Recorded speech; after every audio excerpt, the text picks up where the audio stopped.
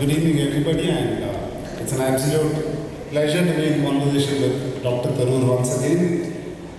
This is the third time I'm in conversation with him. We've done it twice at the Hindu Literature Festival in Chennai. First time in Thiruvanaanthapuram. I'm delighted. Fantastic, and Dr. Tharoor, belated birthday wishes. Thank you. Most And I hope that foot, next in importance to Kerala, only after Lionel Messi's foot, is healing well. So, speaking of football, we recently saw you embrace your sesquipedalian brand avatar in the Kerala Soccer League campaign. Oh yes. I thought it was brilliant and it used bit to create a cultural moment. Talk us through how they convinced you to feature in this campaign. It was very, very short, simple, and not a particularly major thing. I mean, I was literally in Mumbai for a speech. These guys came with their crew. I set aside 1.5 hours for them. That's all it took. They actually wanted me to block 3 hours, so in theory I had blocked 3 hours. But I'm a one-take kind of guy. So we did each of these 4 commercials in one take. What they didn't need to do, they were very clever in the way they scripted it. They never needed to bring everybody together. So I did 4 Kerala Soccer League commercials. Asif, Basil, Prithviraj Subbaraman, Sanju Samson, they all participated in different ones. But each one shot his or her bit individually. And these fellows edited it so well that it looked like they were actually interacting with each other. It's really funny. And I think we acted reasonably well. So the script came from them. I did not say all those things, but the script was clever. And I think the whole idea was to get people to think about and talk about the Kerala Soccer League by making these ads viral. And it succeeded because I know that I was in the first ad they released, I think the Basil one. And people were so completely captivated within 24 hours it had a couple of million views. And then it went on, and from there the curiosity about the Kerala Soccer League took off. So it was a very, very clever advertising campaign. In that context, do you believe that the advertising industry is moving away from traditional persuasion towards a self-aware style of storytelling? And if yes, what can political communication learn from that? Well, first of all, the answer is definitely yes, because the world is changing. I mean, people are much more self-aware, and so advertising has to take that into account. You know, the days when you were sort of selling the product, the way it's like some sort of hero, action hero who will come and solve all the problems and defeat all the villains. Similarly, your product is going to work miracles. I think that is no longer going to work for today's generation, where there is a certain level of cynicism, a certain level of self-awareness. So advertising also has to say, hey, we know this is an ad, you know this is an ad, but let's tell a story that you're interested in. And I think that was the magic of the Kerala Soccer League ad. And I would say that more and more, the way to reach people is in that way, where there is a kind of meta-narrative. You're saying, look, this is an ad, but the ad is going to empower you if you watch it. It's going to give you a narrative that will excite you. It's going to tell you a story you will enjoy, and you will become a better person. Rather than saying, here is a product that's going to do all these wonders for you. So to that degree, yes, I think it is, advertising is changing that I've noticed. And I believe that's really the case. What is the lesson for political communication? It seems to me the lesson lies in cutting out the BS. I mean, let's be very honest. Political communication, classically, is again the old hero advertising model. It's saying, we have all the answers, we are going to solve all your problems, we are the great things. I would much rather be more authentic. Say to people, look, we understand the problems you have. We believe if we do it this way, it might work better. When we don't know the answers, say we don't know the answers. Say we're going to find out. We'll take care of things. In a lot of my own campaigning, I'll be very honest with you, I have answered whatever questions I could. I've come up with proposals wherever I could. But where I was unaware, I never pretended to be the magic bullet. What I promised is I would find out, I would take care of it. And I think people like that kind of honesty, that kind of authenticity, and I think that's what we should learn from the new style of advertising. I think they should know. Yes, you know I'm a politician. You know I'm trying to get your vote. I'm not going to pretend otherwise. I'm not some Mother Teresa who's asking you to pray for me. I'm going to come and ask you for your vote, to ask you for a contribution, or whatever it is I'm asking you for. But in turn, I want to empower you. I want to address your problems. That's, I think, the more effective kind of political communication today. I think the agencies get it, but the brands which are parties don't really get it, and I hope they're listening. Yeah. I hope they do, because I don't know that our politics has fully woken up to this reality, but it's already, I think, becoming more apparent that it's necessary. So now let's move on to Dr. Tharoor as a personal brand. As someone whose storied career from the UN to the Parliament, I think has been in equal parts about achievements and perhaps about the precise crafting of words that you are known for, able to communicate what you want to. So how much of brand Tharoor is a deliberate narrative strategy, or is it just you having fun with yourself and enjoying the language? Look, Ravi, let me say very truthfully, today I was both amused and flattered by all this brand Tharoor business. But as far as I'm aware, I certainly don't wake up in the morning saying, what do I do today to burnish brand Tharoor? All I've been is I've been myself.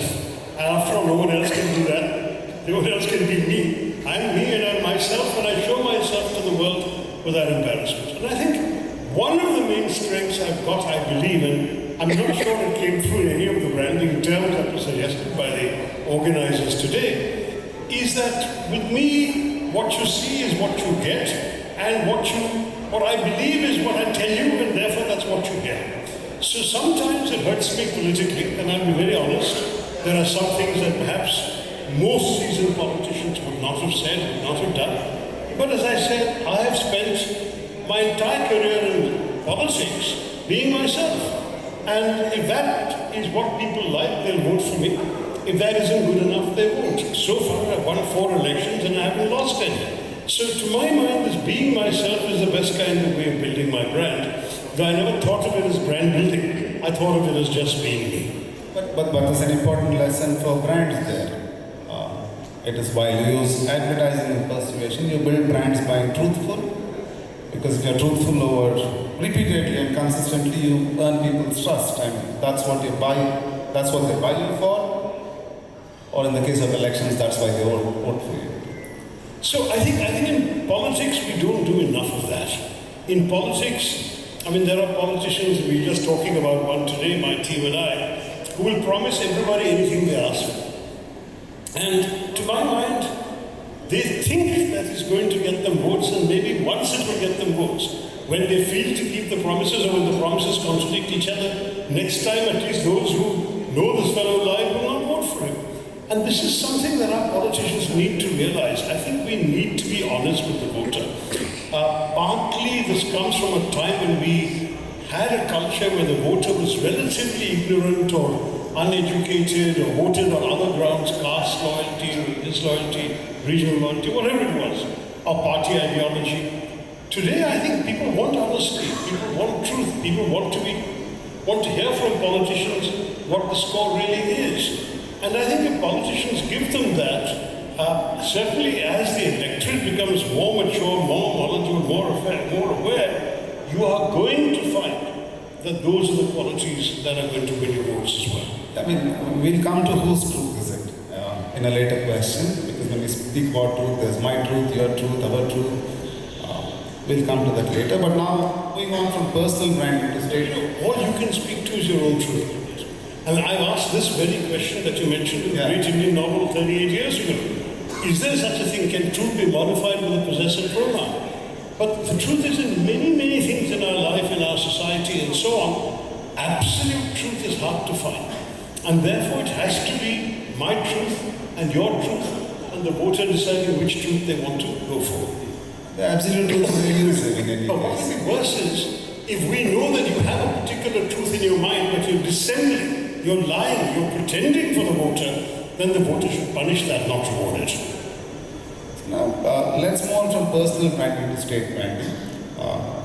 In one of your recent pieces in the Hindu titled Kerala's Paradox Can Spark Its Global Vision, I hope many people have read that, but people should read it. It's a real masterclass on marketing. But all the elements of classic marketing, without naming it, you have done segmenting, targeting, positioning, and so on. And in that article, you highlight a fascinating reality that Kerala possesses the literacy of Singapore, but the ecological fragility of Costa Rica. You have called for a population density of the and you have called for a shift from a remittance economy to an innovation economy. Could you talk us through your ideas on how to get from here to there? How do you get from being a remittance economy to and I think what you said has become even more stark in the context of the war. So my argument was that we are actually doing the wrong thing in trying to be like other Indian states. We are not. We are not going to be able to have the heavy industries of Maharashtra or Tamil Nadu. That's not what Kerala is. We don't have the land, we don't have the environmental basis to set all this up, and we haven't done well when we've tried. What we need to do is actually go back to our own history and recall that for 3,000 years, we have been a part of India that has been open to the world. We've been trading with the rest of the world. And from that, the lesson we need to learn is, let us also be inspired by the rest of the world and service the rest of the world.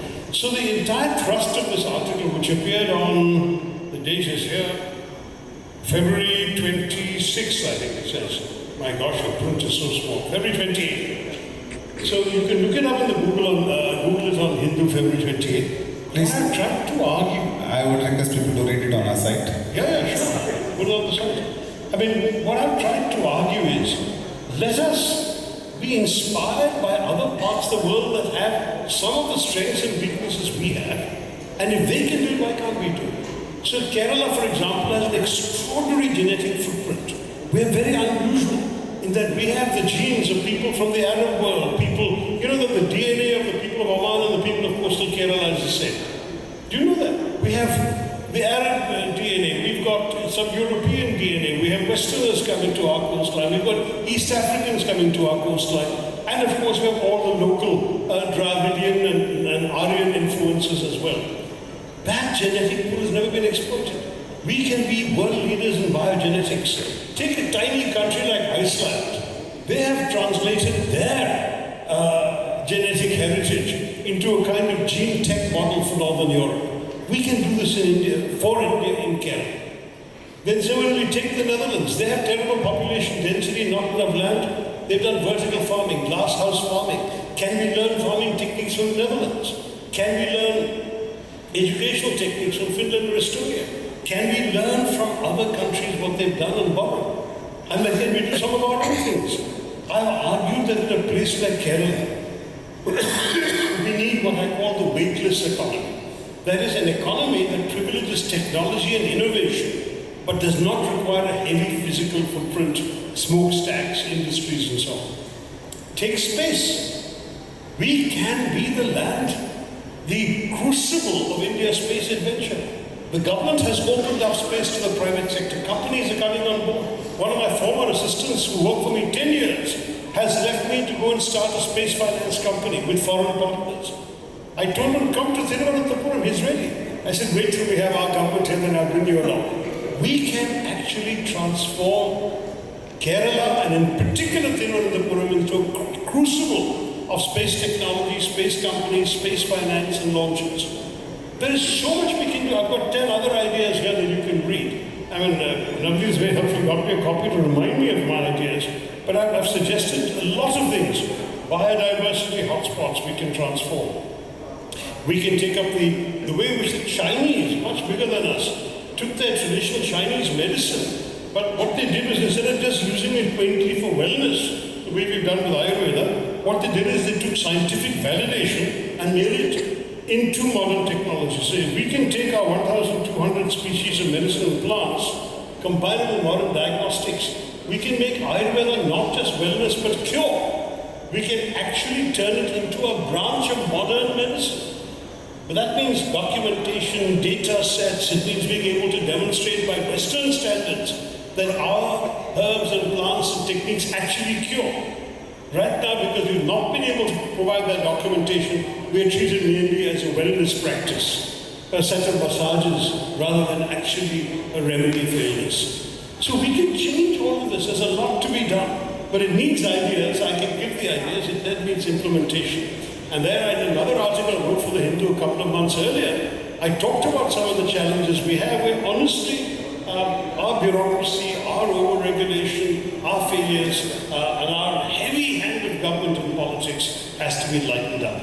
We can do that. We can make Kerala a 21st century success story. And that could be brand Kerala as well. I mean, we can, I don't know if you're planning to get me there, but I mean, I would say that we can combine all the strengths that we all admire about Kerala, God's own country, with this kind of forward-looking vision for the 21st century.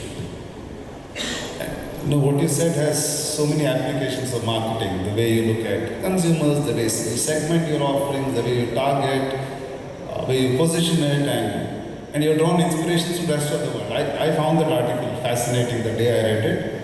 I'd actually taken a printout and saved it, it came in handy today. My thinking, Navaneeth, is, right now we are exporting our people, but what are we really exporting? We're exporting their brains. What I want to do is I want to keep their brains here in Kerala and export their ideas, the products, the technologies they can develop, rather than sending them out, because the remittance economy is simply no longer going to be sustainable in the long term. We have to become a state with an innovation economy, not a remittance economy. And don't forget the Kerala model, as so-called, has become a Kerala debt model. It's no longer a growth model, it's a debt model. The government is running out of money by September, even to pay salaries and pensions. And as for salaries and pensions, debt servicing and pensions alone is the majority of the Kerala budget. They spend more.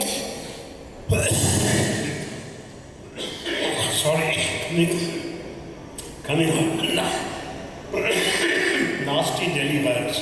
They're spending more on servicing debts and paying pensions than they're spending on development projects in the state. So don't look to the government to be the engine of the future. Everything I'm saying can be done in the private sector, by the private sector, if the government will enable it, facilitate it, give tax incentives and get out of the way. I am against taxing Malayalis anymore. We're already the highest tax state in terms of state taxes. We are paying higher property taxes, higher stamp duty, higher excise, everything we are paying, much more than any other state. We cannot tax our Malayalis anymore. The state has to generate revenue by true ease of doing business. And I have proposed, and I'm already urging UDF to put it into the manifesto, that we should have an Investor Protection Act, the first one in India, to guarantee to all these mistrustful investors who have been scared of the red flags and the belligerent unions of Kerala, that they will not lose money by coming to the state. We can do that, and we can bring in the revenue by bringing in the investment.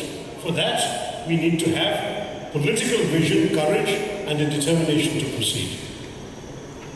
In the same article, you make a striking point about Kerala's cultural products, asking why an exquisite Balarampuram handloom or a Kasavu sari is marketed merely as a tourist curiosity rather than as high-end couture, comparing Kerala's potential to Italy's Tuscany.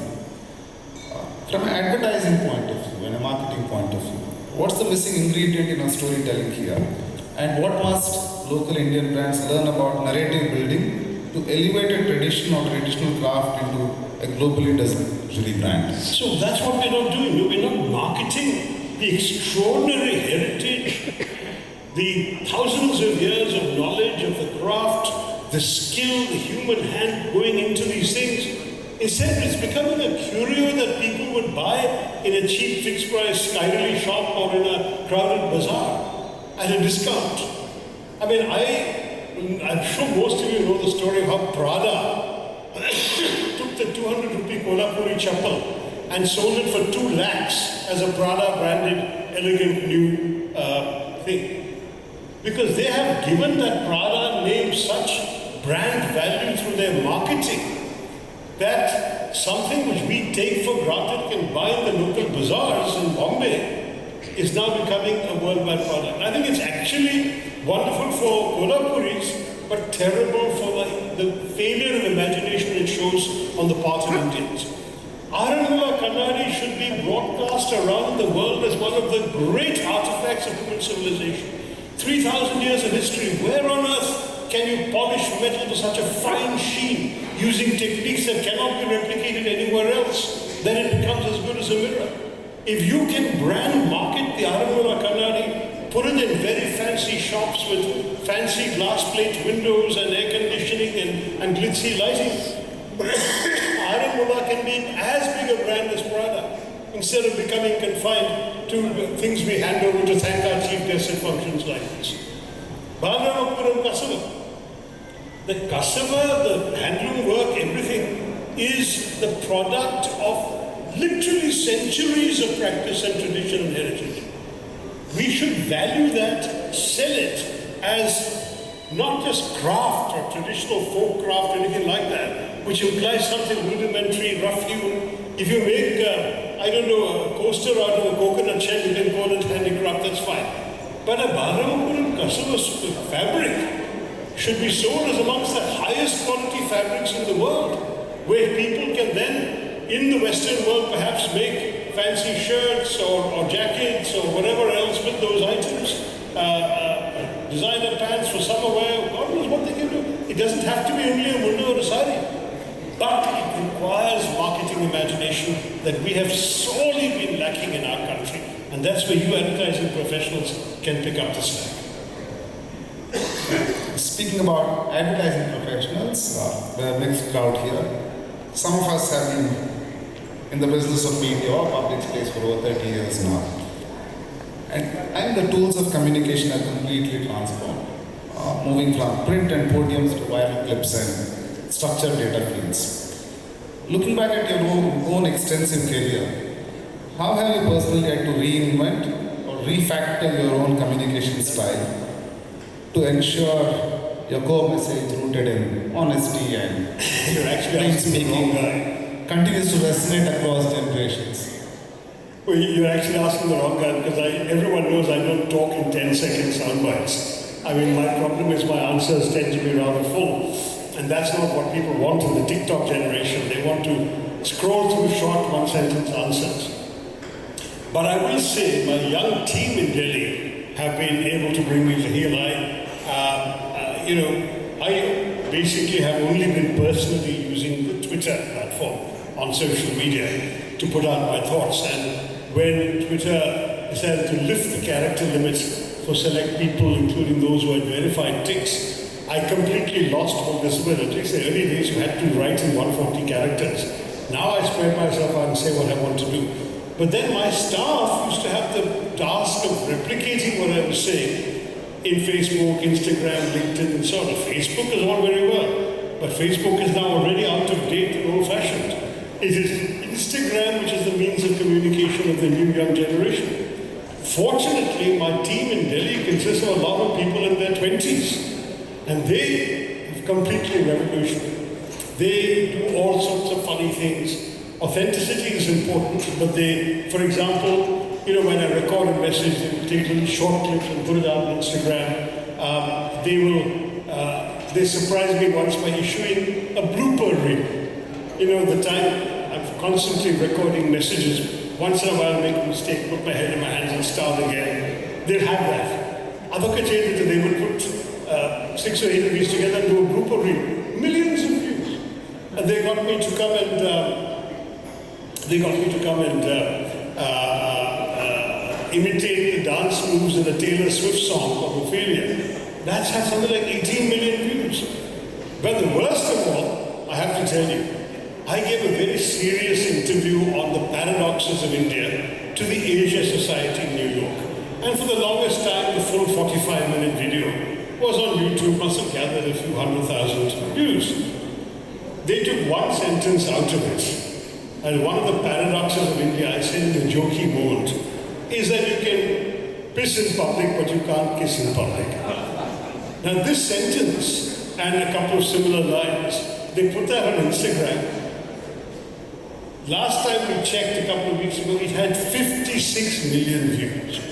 So this is what today's communication wants. I'm not praising it, I'm describing it. This is the way today's branding or imaging or reaching out or marketing, whatever. So you have to rethink the way you market. You have to rethink the way you reach out to people. So you need to catch them with short lines. Their attention spans are short. They're scrolling through. I'm sorry, I'm going to have to give the Hindu some bad news. You know, the Hindu wants me to do these video summaries of my columns, and I've been doing it. Suddenly I get a message from our op-ed editor, Narayan Lakshman, saying the Hindu people want the thing to be in landscape mode. You go on Google Gemini and seek advice. They will tell you must always record in vertical mode because people's scrolling habits are vertical. The Hindu took my vertical videos and want to make it landscape. So the Hindu is not only behind the times, they're going further back than they should. Criticism well taken. There you go. Conveyed to your audio people. But the scrolling habit is vertical, not landscape. But my input to the team always is mobile first. I always say mobile first, we have skipped the desktop generation, so it has to be vertical. So for people in this room who have been there, done that, have 30 years of experience, they work with younger people who probably know more than them about many things. So how do you work with younger people and get the best out of them? Like What's work with it? How do you work with younger people, listen to their ideas and get the best out of them? Because I simply listen to them, we're taking them seriously. I mean, I fortunately never had an attitude that I'm the boss and I know everything and the younger people are learning from me. I hope they're learning from me, but I'm also capable of learning from them. They reflect a different worldview, a different background, different experiences. And in all my team, I don't think I've ever had, in my UN days or my political days, any colleague feeling that Tharoor is close-minded, he won't listen to us, he thinks he knows all the answers. That is one big difference between me and many other people who are quote-unquote senior in their professions. I am very open-minded. I will listen to any advice. I will listen to being challenged. I will listen to being contradicted. And I will always be prepared to change my mind if what my advisors or my team or my young colleagues are telling me seems to me to make sense or comes from a place of greater insight. If a 25-year-old or a 28-year-old is telling me this is what young people want to hear, I'll have to trust that they're right. At least try it once and say, okay, if you're wrong this time, I'm not going to listen to you again. But if you don't give them a chance of being proven right, how will you know whether they were right or wrong? So I tend to go with that, and that fortunately has been my strength in life, that I have gained from the benefits of listening to other people's advice. So in another recent article in the Hindu, and hopefully we didn't ask you for a landscape video for that, titled Kerala 2.0, a call to reclaim the state's future, you urge everyone to move beyond cynicism. And there's also a tease about a book in the works on the same title. Can you take us through your thoughts about moving beyond cynicism? Yeah, I mean, I personally have never been much of a cynic. I'm capable of expressing cynicism when necessary. But the problem is our state suffers from too much. I mean, I got that expression, by the way, from a book that was published by a bunch of retired bureaucrats, mainly IAS officers, about 20 of them. And they called their book Beyond Cynicism, so I took the phrase from there. But what I've written here, which is my own language, is today the signs of distress are unmistakable: mounting debt, ecological collapse, fiscal disarray, and a governance culture that too often drifts between bankrupt inertia and partisan improvisation. Yet, amid this gloom, I refuse to succumb to cynicism. So my argument is there is a lot that is wrong, but we have to look beyond the cynicism because there are things that can be right. The article that have been cited earlier, which gives a lot of positive ideas, they just need to be implemented. By the way, I've shared all these ideas with the people working on the UDF manifesto. I hope some of these will be taken up by them. I genuinely believe there is a lot that we can do that we haven't tried. Last time, around 5 years ago, I came up with some of these ideas when I was chairing the UDF Manifesto Committee. Unfortunately, we didn't win the election that time. This time, we seem to be better placed to win it. So I put a new urgency behind my ideas and additional ideas, because if we win it, I want to be a voice urging the government of my party and its colleagues to try and get something done. We have to move away from the complacency that the Kerala model has all the answers. It doesn't. And we cannot be two leftist parties fighting with each other for the spoils, because unfortunately the limitations of the leftist model have become apparent. All the benefits we all know, and they're wonderful: social welfare, social justice, helping the poor, the downtrodden. I'll never take any of that away. I'm very much in favor of that. But now you need new revenue models if you want to grow. And that can only come by encouraging the private sector and private sector investment. This is why these ideas are so important. Moving on to journalism. In a recent article in the Indian Express, you expressed concern over the cable newsification of journalism, where spectacle often trumps, unintended, substance. As the CEO of a group that prides itself on the invisible operator style of steady, reliable news, I'd love to hear your thoughts. But how can we make serious journalism commercially viable and as viral as the spectacles that currently dominate social media?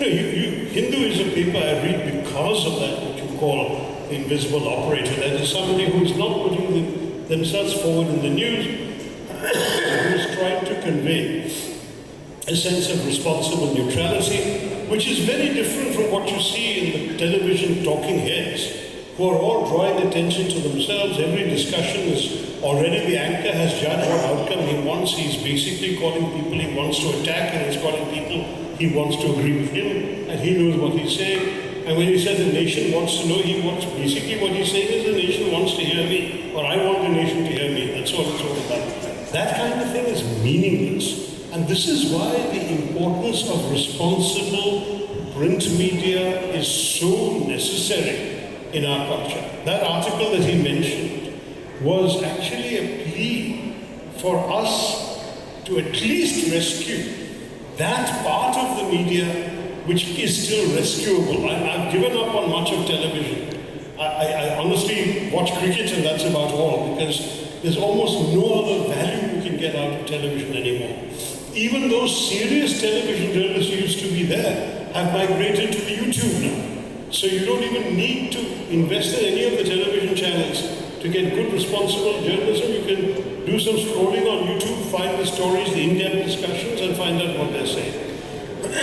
But what Navaneeth is talking about, the Hindu still tries to preserve. I think the North Indian Express tries to. I think 3 or 4 of our South Indian papers are also doing it.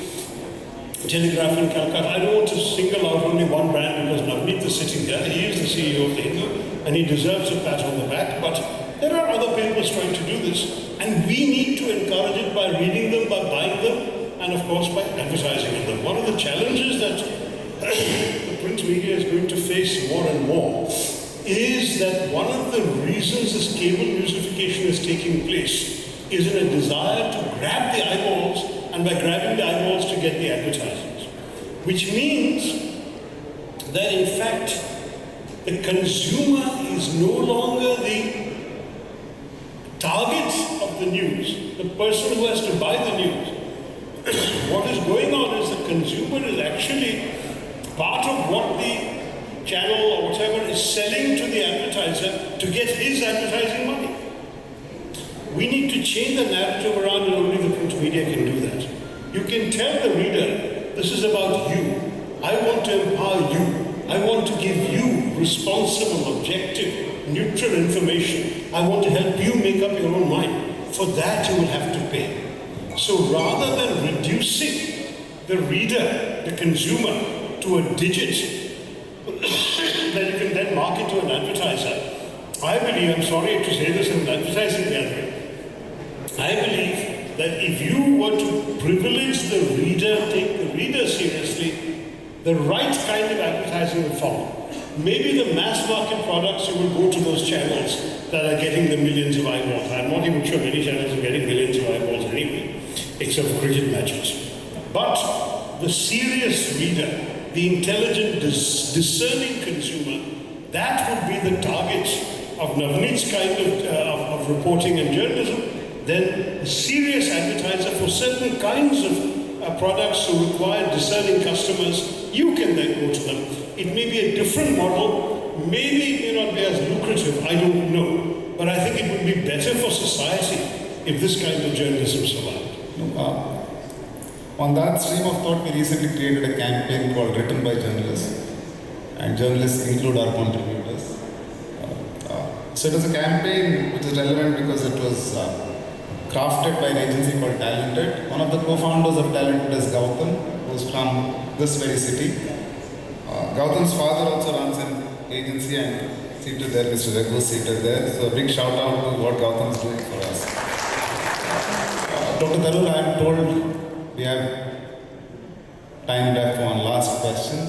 I have plenty of questions, but I can't let you go without reading. And we are speaking about advertising and copywriting.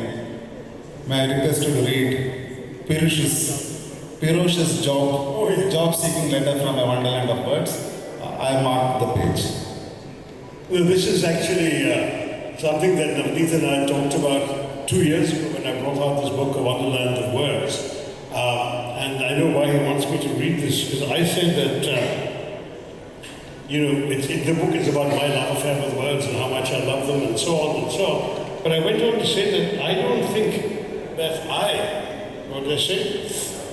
could not have expressed my love for words as well as a young job seeker called Robert Pirosh in 1934 who headed to Hollywood looking for a new career as a screenwriter after abandoning his career as an advertising copywriter. Pirosh was working in advertising in New York and had no connections to the American film industry. But he collected the names and addresses of as many directors, producers, and studio executives as he could find. And he sent them this brilliant letter. Dear sir, I like words.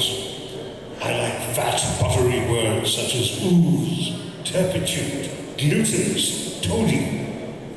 I like solemn, angular, creaky words such as straight-laced, cantankerous, pecunious, valedictory. I like spurious, black as white words such as mortician, liquidate, tonsorial, demimonde. I like suave V words such as Svengali, svelte, bravoure, verve.